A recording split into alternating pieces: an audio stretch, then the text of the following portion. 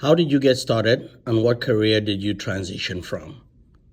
He was a teacher and wasn't really feeling like he was wholeheartedly supported by his administration. And so he started looking at some different pathways and some different things to do. Happened to accidentally stumble on this online search and read the description, felt like it was kind of a description of what he was doing as a teacher. So to follow up then, how is what you do similar or different from teaching then? Absolutely. There is a constant design of learning or creating learning experiences, if you want to put it that way. There is constantly putting in all the elements that it takes to make an effective learning environment. So in that regards, it is very, very similar or kind of the same thing as teaching. However, all the nuances of the business side would be something that was kind of huge and very, very different from the teaching environment. So what would be some barriers you would say kind of hinder teachers like myself, specifically who wish to transition from teaching to doing this? So like he mentioned earlier, having no business acumen because teachers are coming from an institution, not a business, is top on the list. Teachers not being exposed to the fact that education is a business always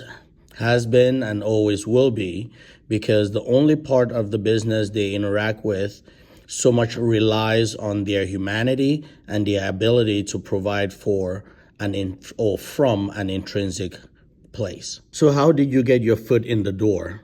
Just because he did not think he had the time or the energy to go from place to place interviewing for positions, he decided, you know what, being his own boss was the way to go. And so freelancing was what he had already settled in his mind. So then it was all about building his portfolio, which could be tricky because initially what he did most of the time was volunteer for work. And so doing a bunch of work, so hopefully he could get those into his portfolio.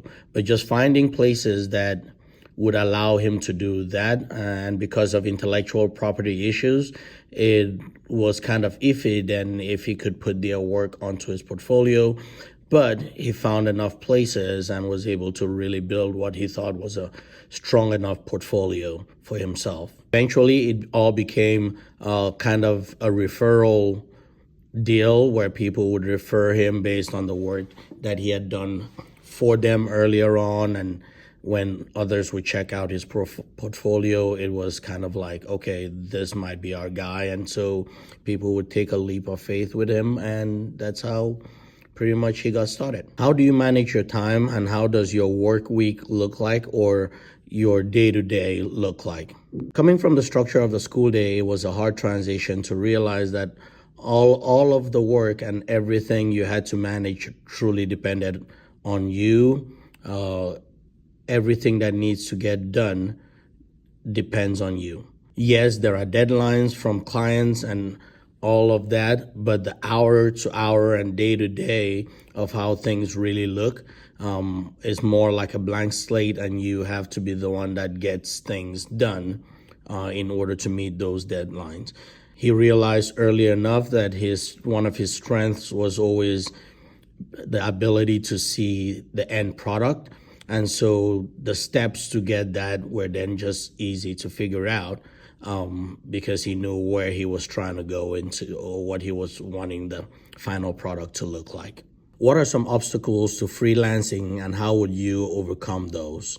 You kind of have to put yourself out there, and are you willing to take those leaps of faith, so to say, especially at the start of the career, and volunteer a lot of hours and time towards a lot of businesses or a lot of places that need work, so you could build that effective portfolio or that beautiful portfolio that is powerful enough and start speaking for itself rather than you even trying to sell yourself.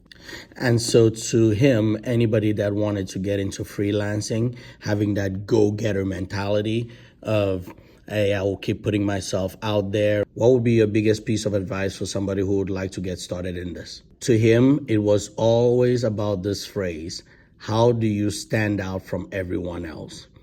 Everyone in the field is going to come in knowing articulate storyline, Addy, etc.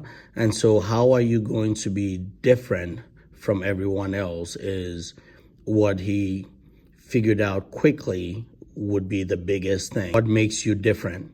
So be very creative, especially at the start, in what aspect you decide to do in this, and do that to the best of your ability.